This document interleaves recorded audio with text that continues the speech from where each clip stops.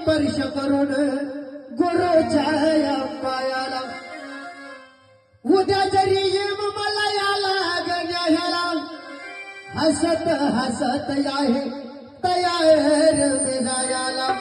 मग गुरुच्या हातानं पेटवा माझं शरण अन गुरुच्या हातानं पेटवा माझं शरण आता गुरुचे